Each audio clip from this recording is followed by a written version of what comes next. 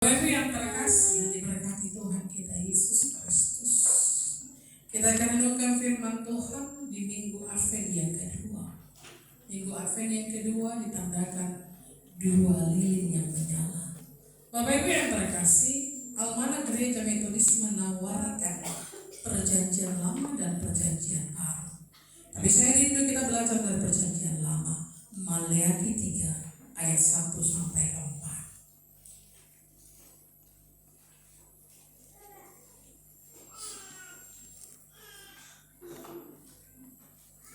Kita baca bergantian ayat 4, kita baca bersama. Maleakhi ini agak sulit. Ini adalah kitab terakhir dalam perjanjian lama. Cara kita buka Maleakhi. Beginilah firman Tuhan. Lihat, aku menyuruh utusanku supaya ia mempersiapkan jalan di hadapanmu. Dengan mendadak Tuhan yang kamu cari itu akan masuk ke baitnya. Malaikat perjanjian yang kamu kehendaki itu, sesungguhnya ia datang, firman Tuhan semesta alam. Siapakah yang dapat tahan akan hari kedatangannya? Dan siapakah yang dapat tetap berdiri apabila ia menampakkan diri? Sebab ia seperti api tukang mukti dan Ia akan duduk seperti orang yang memurnikan dan mentahirkan perak. Dan ia mentahirkan orang Lewi, menyucikan mereka seperti emas dan seperti perak, supaya mereka menjadi orang-orang yang mempersembahkan korban yang benar kepada Tuhan.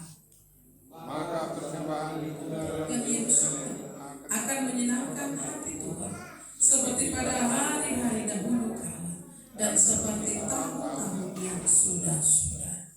Amin. Demikian pembacaan firman Tuhan. Bapak Ibu yang terkasih, diberkati oleh Tuhan kita Yesus Kristus, pada pagi hari ini kita bersama-sama mengikuti ibadah memperingatkan kita bahwa kita telah menyongsong Advent yang kedua. Bapak Ibu yang terkasih, diberkati oleh Tuhan kita Yesus Kristus.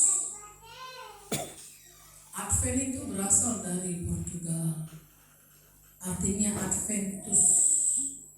Kalau di Indonesia disingkat menjadi Advent, artinya menanti juru selamat.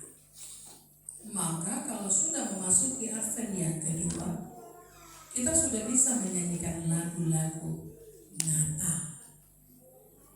Dan tidak sedikit beberapa gereja persekutuan sudah mulai bernatal karena masa-masa Advent. Bapak Ibu yang terkasih yang diberkati oleh Tuhan kita Yesus Kristus, Advent artinya bagaimana kita diajak untuk menanti. Menanti apa? Di dalam firman Tuhan dikatakan, lihat aku menyuruh utusanku supaya ia mempersiapkan jalan.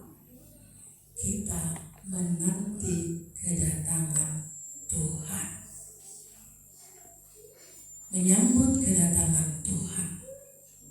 Firman Tuhan melalui Advent yang kedua mengingatkan bahwa setiap orang percaya harus mempersiapkan diri menyambut Tuhan. Aku menyuruh utusanku supaya ia mempersiapkan jalan di hadapanku. Karena kedatangan Kristus itu tidak mudah. Maka Bapak Ibu yang terkasih, orang yang hidupnya terpaut kepada Allah, baginya kedatangan Tuhan itu seperti mempelai laki-laki, bersukacita. Tapi kalau dia tidak mempersiapkan diri dengan baik, ia akan ketakutan menanti hari Tuhan. Maka firman Tuhan katakan, menanti hari Tuhan itu tidak mudah Bapak Ibu yang terkasih. Karena tegas dikatakan di ayat yang kedua, siapa yang dapat tahan akan hari kedatangannya? Siapa yang akan dapat berdiri apabila ia menampakkan diri? Secara tegas firman Tuhan melalui Maleakhi mengatakan, siapa yang mampu bertahan? Siapa yang mampu berdiri? Karena dia datang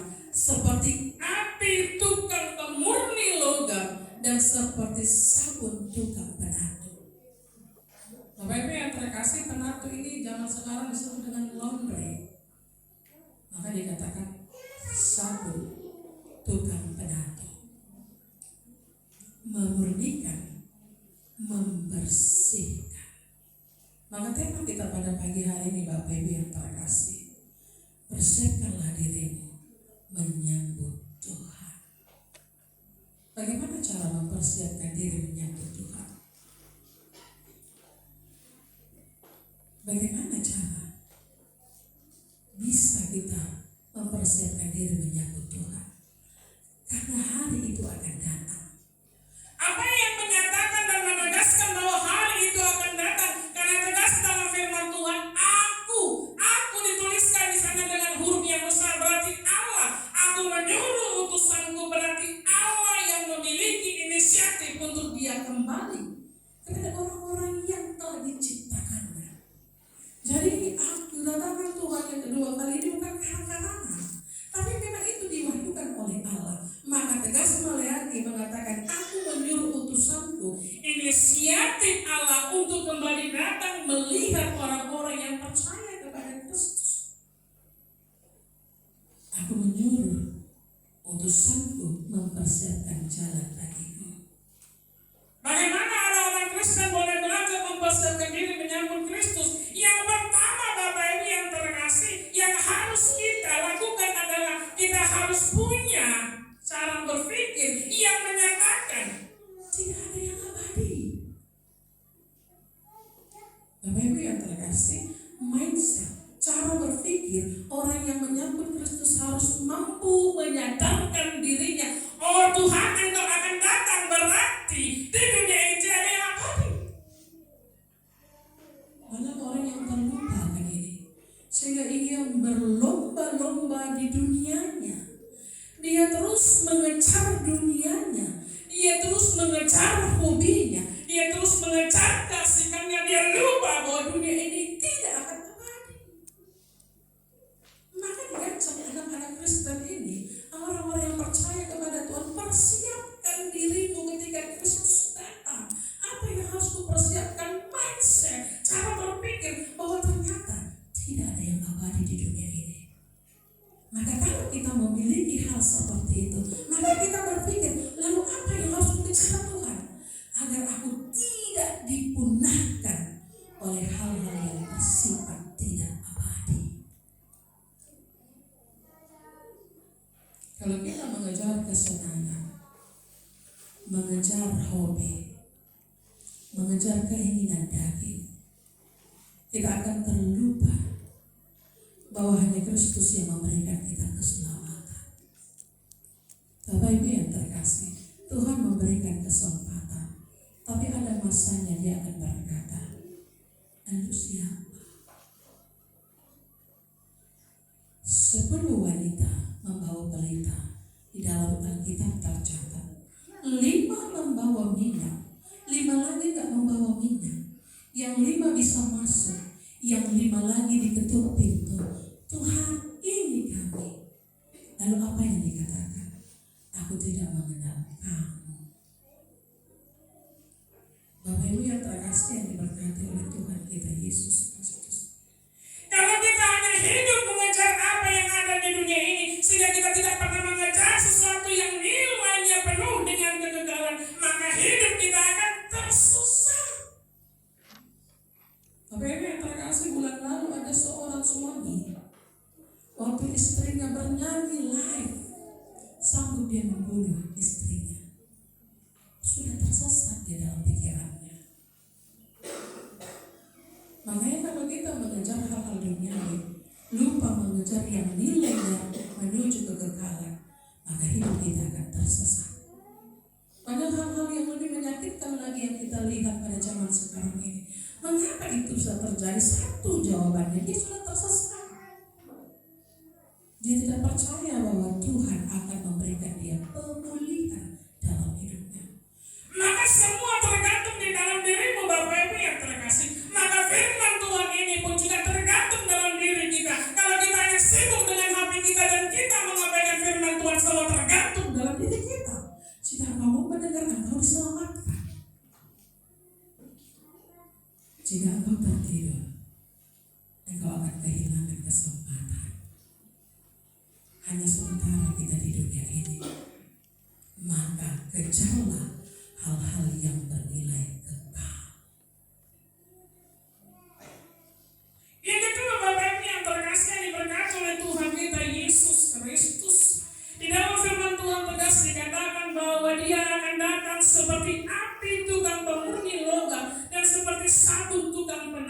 dia akan dimurnikan, dia akan disucikan. Api yang bukan menghanguskan, tapi api yang memurnikan. Sabun yang bukan merusak pakaian, tapi sabun yang membersihkan kotoran. Bapak Ibu yang terkasih yang diberkati oleh Tuhan kita Yesus Kristus, mengapa kita perlu dimurnikan? Karena Allah itu murni. Mengapa kita harus dikuduskan? Karena Allah itu kudus. Kita perlu dimurnikan Bapak Ibu yang terkasih, kita perlu dikeluarkan dari dosa, kita perlu diajak untuk bangkit, kita perlu diajak untuk boleh merasakan segala pengorbanan yang dikerjakan oleh Yesus Kristus tidak sia-sia karena kita mau memperoleh pemurnian yang datangnya daripada Allah. Bapak Ibu yang terkasih, ada ilustrasi sederhana agar kita mampu memahami bagaimana cara Tuhan memurnikan hidup kita. Ada seorang bapak dan anaknya yang masih kecil, SD kurasa kelas 5 SD. Lalu Bapak Ibu yang terkasih, bapak ini membawa anaknya karena mereka akan menjual satu ekor kuda milik mereka untuk modal usaha. Kuda ini masih muda, tapi sudah layak untuk dijual. Tapi karena mereka mau menjual kuda ini, mereka harus melewati beberapa desa. Dari rumah mereka sepakat kepada anaknya, anakku, tempat menjual kuda ini jauh, siapkah engkau berjalan kaki? Anaknya menjawab, siap Bapak. Yang penting nanti kalau sudah sampai di pasar, Bapak belikan aku gulali. Oke, aman itu. Ketika mereka berjalan Bapak Ibu yang terkasih, masuklah ke sebuah desa. Ketika orang melihat mereka, ada banyak orang yang berkata, aneh sekali bapak dan anak itu. Lucu, ada kudanya, tapi jalan kaki mereka berdua. Naiki anaknya dibikin, biar jangan seperti itu. Kan ada kudanya. Capek-capekan mereka. Mereka mendengar. Lalu Bapak Ibu yang terkasih, ketika mereka berjalan, masuklah mereka ke desa yang kedua. Mereka sepakat, Pak, bagaimana naik dulu Pak, naiklah konak. Ternyata kata orang itu bisa naiklah satu. Lalu Bapak Ibu yang terkasih, ketika masuk ke desa yang kedua, lalu orang-orang yang desa kedua berkata, ini jama anaknya. Oh soro benar. Bapak namanya naik kuda, lah anaknya baik-baik. Gak bapak nama dalam anaknya tahu-tahuan, tapi anaknya bersaudara. Tapi anaknya masih muda. Kenapa lah tega anaknya itu membiarkan bapaknya berjalan kaki? Harusnya dialah yang berjalan, biarlah bapaknya yang naik. Lalu kemarin mereka berunding, Pak, bapaklah yang naik kuda ini. Karena mereka mendengar omongan-omongan mereka. Masuk ke desa yang berikutnya Bapak Ibu yang terkasih. Ketika mereka masuk desa berikutnya, turunlah anaknya, naik bapaknya. Apa kata orang desa ketiga? 3 kali lah bapaknya itu. Dia naik kudanya, anaknya masih kecil dibiarkan berjalan. Kan bisa naik dua-dua, malah harus satu yang berjalan. Sepakatlah mereka, naiklah mereka berdua ke kuda itu. Mereka tersenyum. Mau sampailah ke pasar. Ketika mau masuk ke pasar, ada orang desa yang lain berkata, 3 kalilah mereka naik. Udah tahu kudanya kecil, sanggup mereka naik dua-duanya ke atas kuda itu. Akhirnya turunlah mereka berdua dari kuda itu dan mereka berjalan membawa kudanya. Bapak Ibu yang terkasih yang diberkati oleh Tuhan kita Yesus Kristus, mengapa kita harus dimurnikan? Karena perjalanan hidup kita yang keras, kita tidak bisa menyenangkan semua orang. Kita dituntut sempurna dalam banyak hal. Kalau tidak bisa, ada banyak orang yang kecewa. Ada banyak orang yang menuntut dalam diri kita. Orang tua yang harus sempurna. Kalau tidak, anaknya akan melihat orang tua pasti seperti itu. Maka Bapak Ibu yang terkasih, perlu hidup kita dimurnikan agar ketika kita tidak bisa mencapai apa yang kita inginkan, kita tidak kecewa, tapi kita diajar untuk semakin berhikmat. Oh, apa maksud Tuhan akan hatinya. Ketika kita bekerja keras, kita diajar untuk semakin bertanggung jawab. Oh, ternyata aku dilatih untuk semakin seperti ini. Ketika kita bergumul dengan beban yang berat, ternyata ada yang mau Tuhan ajarkan dalam kehidupan kita.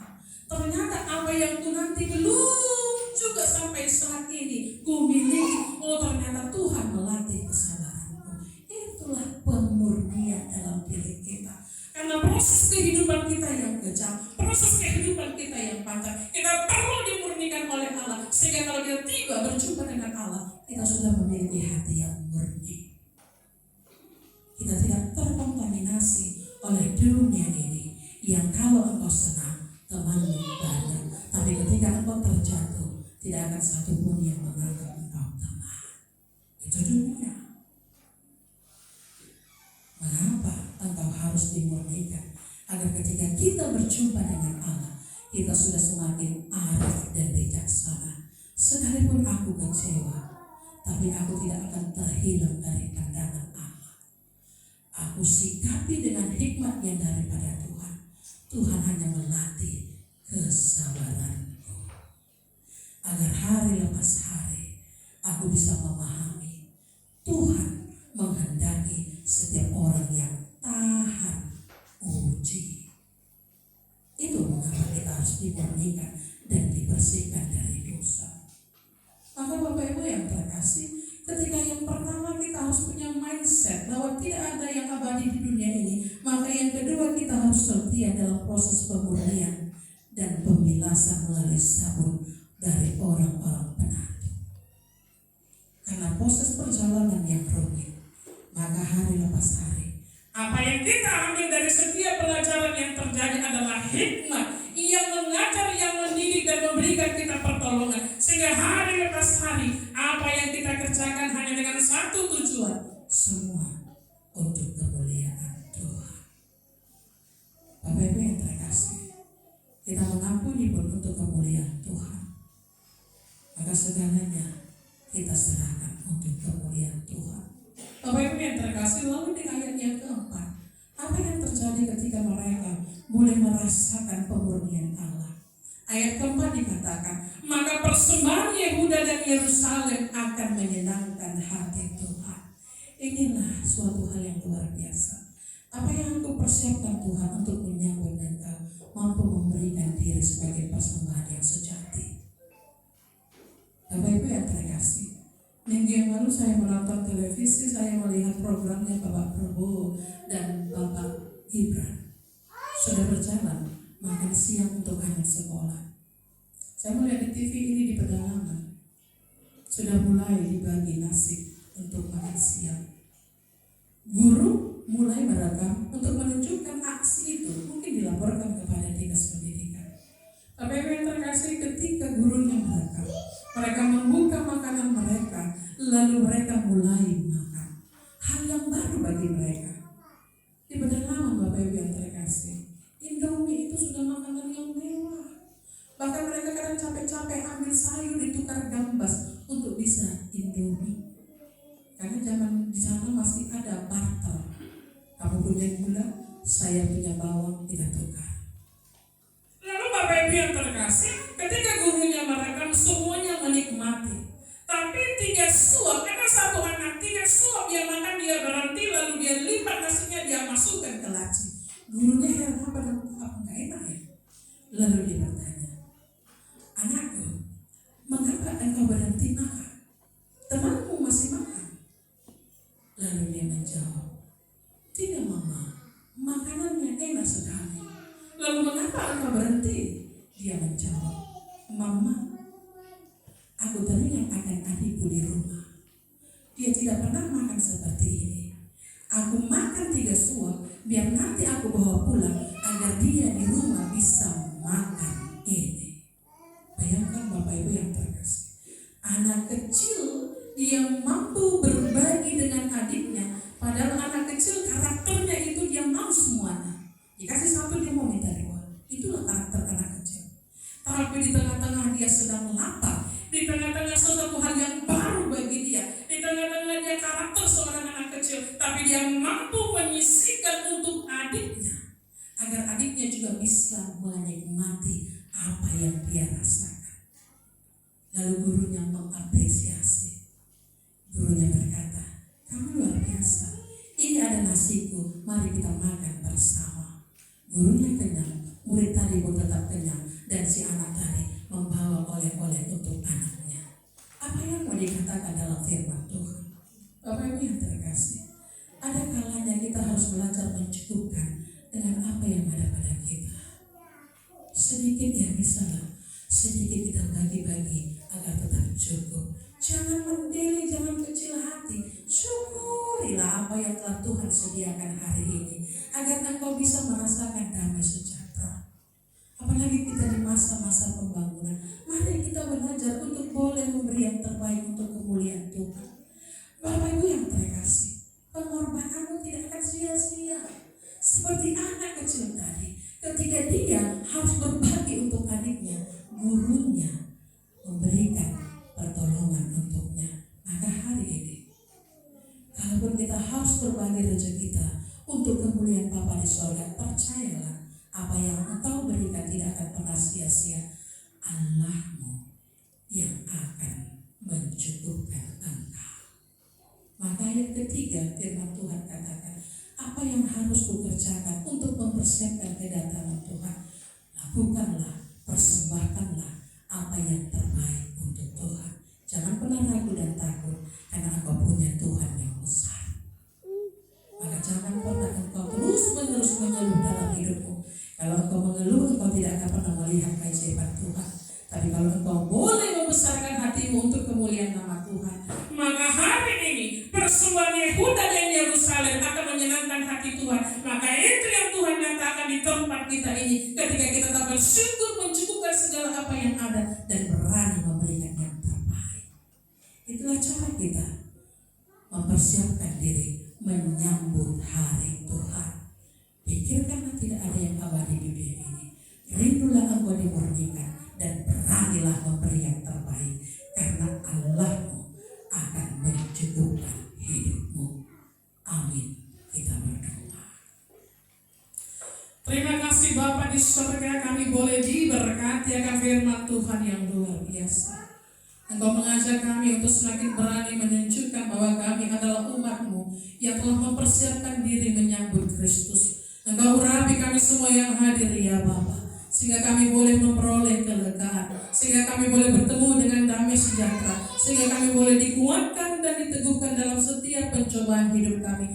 Apapun proses hidup kami pada saat ini, agar kami boleh menikmati prosesnya, sehingga hari lepas hari kami boleh dimurnikan melalui pekerjaan Tuhan. Bapa di surga, Bapa yang penuh kasih, Engkau Allah yang luar biasa, Engkau memiliki segalanya. Ajar kami Tuhan, agar kami semakin mampu bertindak nyata, sehingga hari lepas hari kami tidak dilemahkan oleh sungut-sungut kami, tapi kami tetap mau berjuang untuk boleh berani melakukan yang terbaik bagi nama Tuhan. Bahkan hidup kami boleh pakai sebagai persembahan yang sejati untuk Tuhan. Kami rindu hidup kami menjadi pujian yang luar biasa bagi nama-Mu Tuhan. Kami terbatas, kami banyak kekurangan.